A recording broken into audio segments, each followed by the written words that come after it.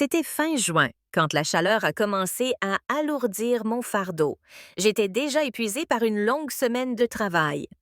Quand ma voiture est tombée en panne en rentrant du supermarché, j'ai failli fondre en larmes sur le parking. Je n'avais aucune idée de ce qui n'allait pas. Et comme je pouvais à peine faire le plein de liquide lave-glace, je suis restée plantée là, complètement impuissant. J'ai appelé l'assistance routière, mais il a fallu des heures avant que quelqu'un puisse me joindre. C'est à ce moment-là que je me suis souvenu que mon neveu Josh passait l'été chez nous. Josh venait d'avoir 22 ans et étudiait le génie mécanique dans une université d'État. Il était toujours en train de bricoler, de démonter des radios, de réparer de vieux ventilateurs et dernièrement, il aidait son professeur à restaurer une voiture de collection. Il avait un don naturel pour la mécanique. J'ai décidé de l'appeler. Il a répondu immédiatement. « Salut, tante Caroline, quoi de neuf? » demanda-t-il, joyeux comme toujours.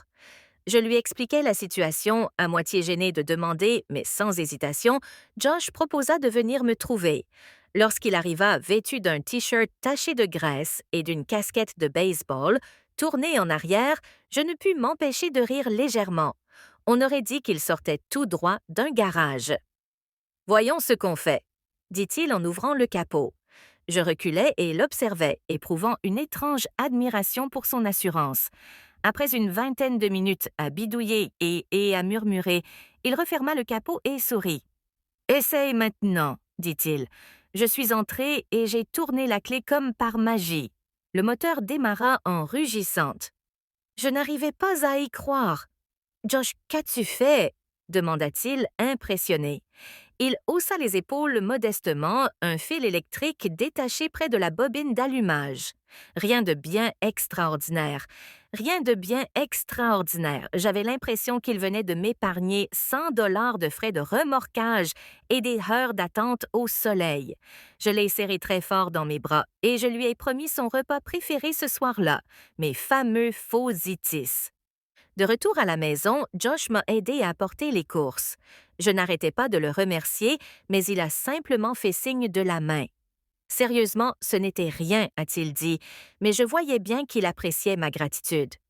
Au cours du dîner, nous avons discuté. Je lui ai posé des questions sur ses études, ses centres d'intérêt, ce qu'il espérait faire après l'obtention de son diplôme. Il m'a dit qu'il espérait ouvrir un garage un jour. Pas n'importe quel garage, a-t-il ajouté. Je voulais être un lieu communautaire où les gens pourraient venir apprendre à réparer leurs propres appareils, même s'ils n'ont pas les moyens de payer un mécanicien. J'ai été vraiment impressionnée. C'était rare d'entendre un objectif aussi réfléchi de la part de quelqu'un de son âge. J'ai réalisé à quel point il avait grandi depuis l'adolescent dégingandé qui laissait des canettes de soda sur ma table basse pendant les vacances en famille. Après le dîner, nous sommes restés éveillés à discuter encore plus longtemps. Cela faisait une éternité que je n'avais pas eu une conversation aussi détendue et sincère avec quelqu'un. Cela m'a quelque peu soulagée. Le lendemain, Josh a demandé s'il pouvait revoir la voiture. Juste pour s'assurer que tout allait bien, a-t-il dit. Je lui ai donné les clés et il s'est mis au travail dans l'allée pendant que je rangeais la maison. Quelques heures plus tard, il est entré, l'air penaud. « Bon, j'ai peut-être un peu exagéré, » a-t-il dit. J'ai haussé un sourcil. « Que veux-tu dire? » Il m'a fait signe de le suivre dehors. Je suis entrée dans l'allée et je me suis arrêtée net.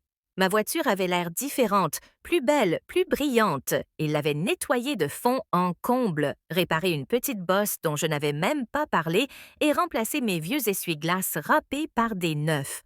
Josh! Ai-je haleté? Tu n'étais pas obligé de faire tout ça. Je voulais que ce soit ma façon de le remercier de m'avoir permis de m'installer ici pour l'été. C'était le geste le plus inattendu et le plus sincère que j'ai reçu depuis longtemps. J'étais profondément touchée, mais il a ensuite sorti autre chose de son sac à dos. « Je travaille sur un projet, » a-t-il dit. « C'est un outil de diagnostic automobile. Je le fabrique moi-même. Tu veux essayer? » Il m'a montré un petit appareil avec des fils et un écran. Il l'a branché sur le port sous le tableau de bord et a appuyé sur quelques boutons. Un instant plus tard, l'écran s'est illuminé avec des données. Il indique ce qui pourrait ne pas fonctionner avant que cela ne devienne un problème. Je me suis dit que tu aimerais peut-être le tester. J'en suis restée bouche bée. Josh, c'est incroyable, tu l'as construit toi-même. Il a hoché la tête. Et je voyais bien qu'il en était fier. Je suis encore en train de corriger quelques bugs, mais oui, je pense que ça pourrait aider beaucoup de gens. Il m'a donné le prototype à conserver et m'a demandé de noter tout ce que je remarquais ou appréciais. J'ai été stupéfait par sa prévenance et son intelligence. Au cours des semaines suivantes, Josh est devenu une véritable légende dans le quartier. La rumeur s'est répandue qu'il pouvait réparer à peu près tout et les voisins ont commencé à venir lui demander s'il pouvait jeter un œil à l'heure des vélos, des tondeuses à gazon ou même de vieux appareils électroménagers. Il ne laissait jamais planer le moindre parfum. Il souriait simplement et disait « heureux de pouvoir aider ». Je l'observais avec une sorte de fierté discrète, réalisant que ce qu'il faisait pour moi n'était qu'un aperçu du bien qu'il était capable de faire dans le monde.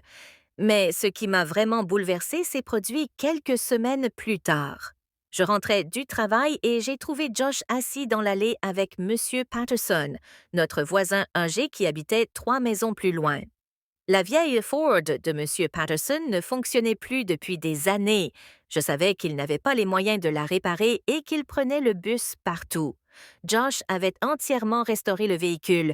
Il y travaillait en secret, récupérant des pièces dans des casses et faisant tout à la main.